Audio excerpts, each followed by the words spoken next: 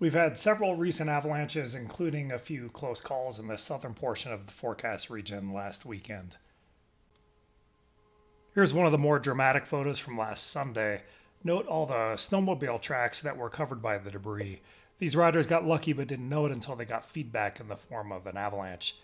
Fortunately, nobody was caught or injured, and snowboarders triggered a similar avalanche very close by and another smaller one all around the same time period.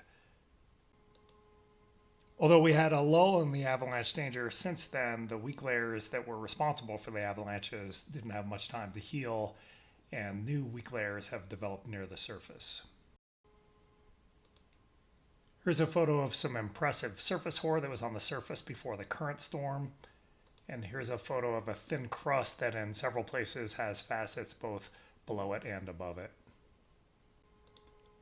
Now we're in the middle of a storm that began around 12 a.m. on Thursday, and it's giving us enough new snow and wind for avalanche concerns within the new snow, regardless of what it's landing on. Temperature fluctuations during the storm are adding to instabilities beyond just the volume of new snow. Here are some photos our forecasters took yesterday.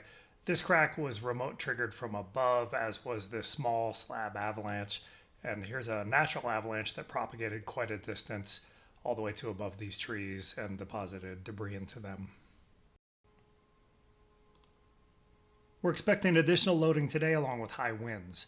We're likely to continue seeing instabilities within the new snow and windblown snow, but remember there are weak layers it's landing on that add a fair amount of spice to the recipe.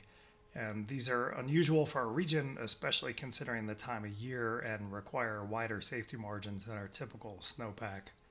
With a holiday weekend, clear weather tomorrow, and only light snow forecast on Sunday, we expect to see lots of people in the backcountry who are unfamiliar with managing this complex avalanche problem.